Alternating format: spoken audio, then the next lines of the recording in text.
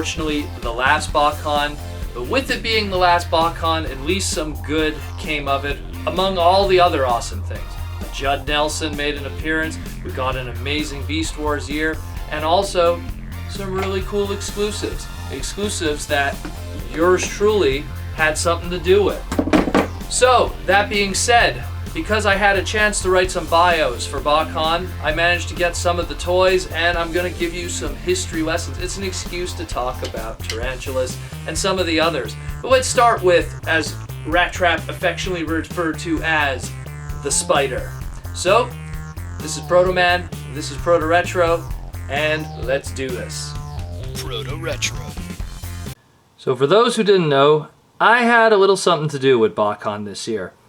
It being a Beast Wars year, I had an opportunity to flesh out some of the characters that always had kind of an ambiguous past. And thanks to the people at Botcon, opportunities through IDW, and of course Hasbro itself, Protoman got to flesh out some of the cool ones. One of them that, from the box set itself, that I was really pleased with that I got to do was Tarantulas. Now, I'm going to use this video as an opportunity not only to review the toy, but to talk about Tarantulas' toy-esque past and some of the cool stuff that has come out. So, we're going to transform some stuff, and we're going to go through the history. So it's time to put this back to alt mode. So let's take it back, way back, to the tail end of G2, going into Beast Wars, 1995, the Rocky Bubble, as it's called, Tarantulas. At the time, played out as a scientist, loyal to Megatron, who we kind of thought was the original Megatron just as a crocodile. We would know later on as the crazy mad scientist of Beast Wars of the Decepticon / Predacon Special Police. So he had many different versions, and we're going to kind of go through them quickly just in one form, and then we'll cover all the robot modes afterwards. So this was the original 1995 and later reissued 1996 release. And around the same time, there was a bootleg of lower quality, which could be told usually by the color of certain areas and the way the face was there. See, the gray parts are just straight up, and of course it didn't have the string gimmick.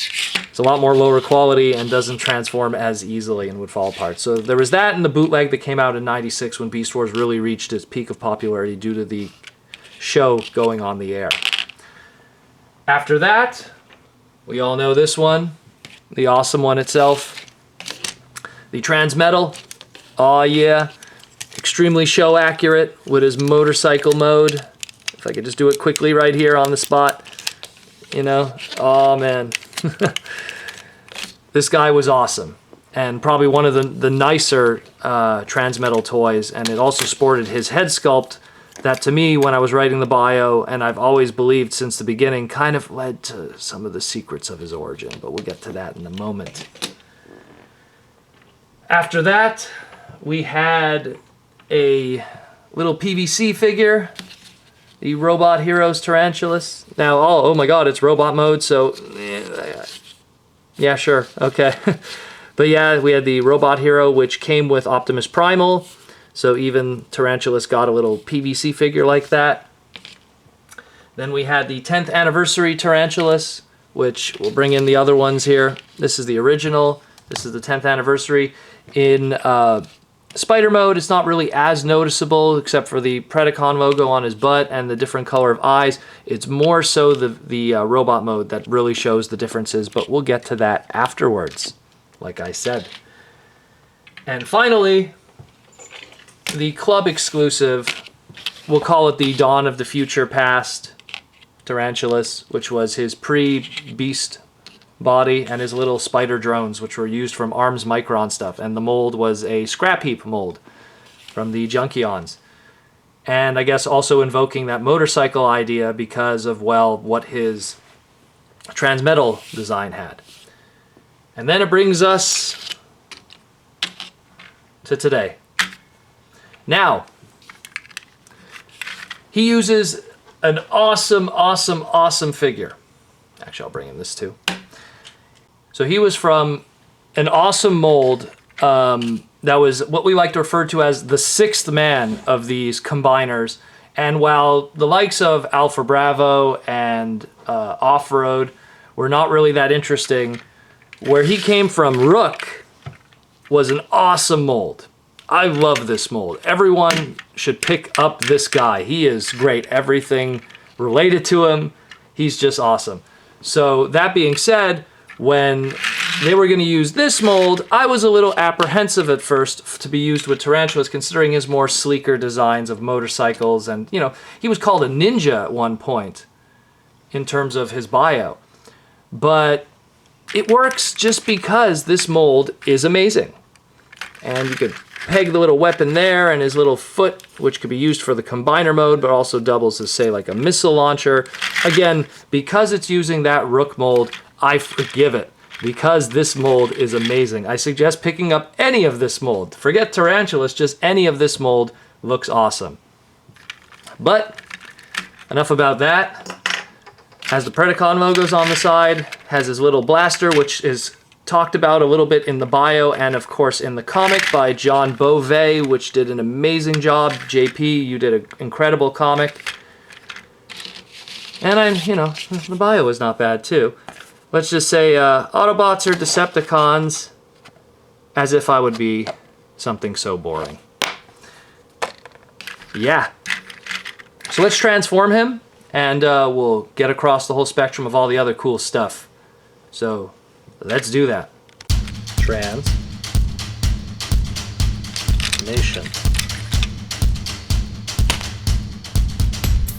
The Spider.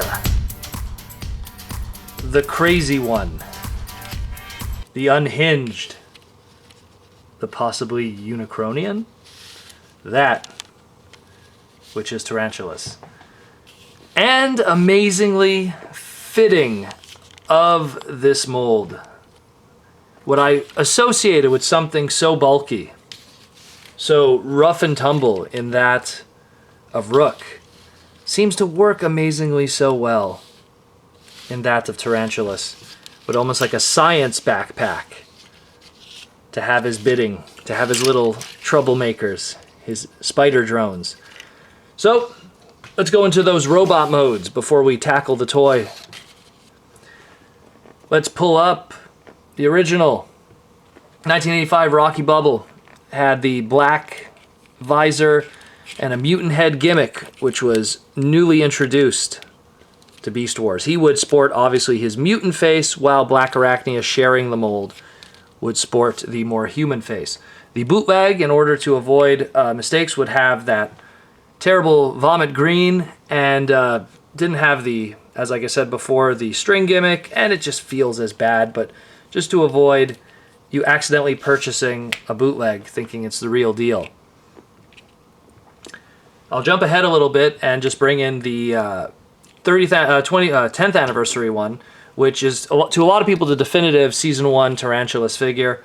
Had the painted face, much more accurate to how he looked in the cartoon.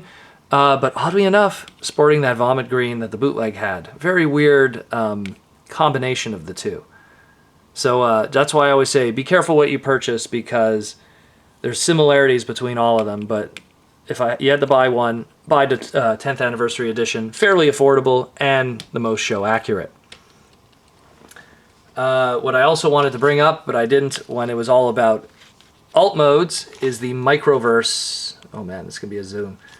Microverse Tarantulas. To give an idea of scale, here is the Robot Hero. Now, Robot Heroes are usually between, I would have to say, an inch and a half. This thing is tiny, and it represents his first Season 1 form. Came with, also, ironically, just like the Robot Hero came with Optimus Primal, this little Microverse Tarantulas also came with Optimus Primal based on his Season 1 design.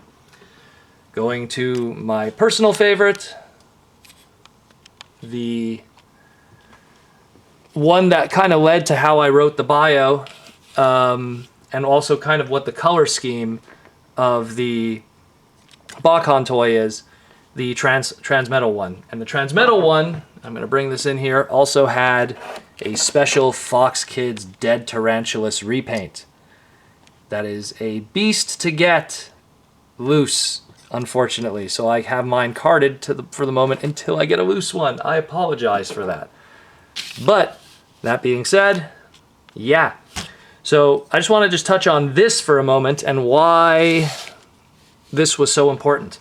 Ever since Armada came out, I always had theories of Transformers that were always secretly Unicronian or something of that matter. In the cases of Sideways and Thrust in Transformers Armada, also known as Micron, Desetsu, there was always tells.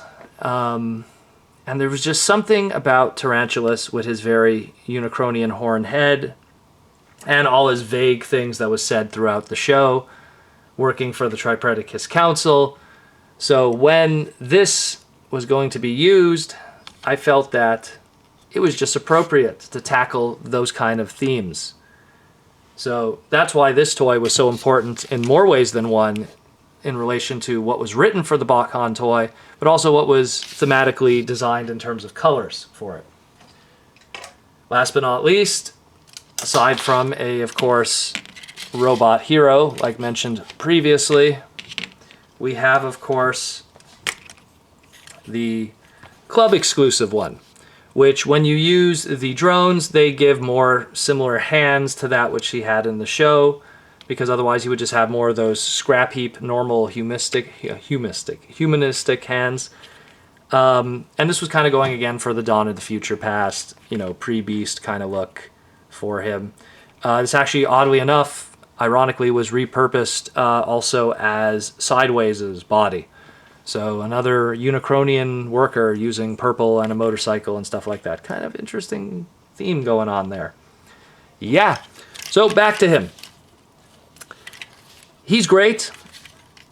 Holds the gimmick just like before with any other toy. You could mix and match the pieces and hold them anywhere because he is that awesome Rook mold. I always felt that Rook was kind of the successor to that of some of the great scouts that we got from Revenge of the Fallen, specifically Breacher. And this mold is just so fun. So having it with the Tarantulas toy just makes it even better because he's an awesome character voiced by Alex Willow himself and giving an incredible figure. His gun is supposed to be a paralyzation gun similar to that of what Megatron used in Beast Machines to kind of paralyze the Autobots, the Maximals. And that's how it was supposed to be written up due to the bullet points that were given to me for writing the bio. He looks great, he is great, and him and his buddy Ravage, with half his head, him and his buddy Ravage are up to no good. And if you read the comic, there's one little cute scene at the end with the two of them together.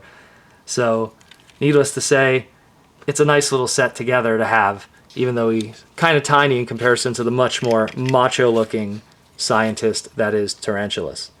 While not super appropriate for a big, bulky figure, it just is so fun to have it with this mold. So, not much more I can say, but definitely I'm just going to leave this up here if you want to pause it for a split second and read it. But it was fun writing it. I wrote a lot of other stuff for Botcon, but this was the one from the box set that was the most fun to write. Probably my least favorite to write was Ravage. Not really reinventing the wheel with that one. But either way, definitely if you can pick him up, pick him up. He does combine with his other members, but this is one of these sets that, even though it's a combiner team, they just feel so good on their own. That's something that usually with combiners you're not used to, where you want to have Superion as Superion, not as individuals. Same thing with Devastator. But because each one of these characters were their own character in a very vivid way, you almost feel guilty having Tarantulas as a leg or an arm. Same thing with Ravage and the Tripredacus Council. Not much more I could say. There's going to be more of this stuff coming in the near future. So this is Protoman of Proto Retro, and this has been a video review of the legendary evil spider scientist with ambiguous secrets, that of Predacon Tarantulas Botcon 2016. So until then, guys, take care. And for those who came to Botcon and said hi, thank you as always. And most importantly, roll out. Hey guys, like what you saw? Want to see more? Then be sure to like, comment, and subscribe this video. Also, don't forget to follow us on Twitter and like the Facebook group for all the latest updates from Protoman of Proto Retro.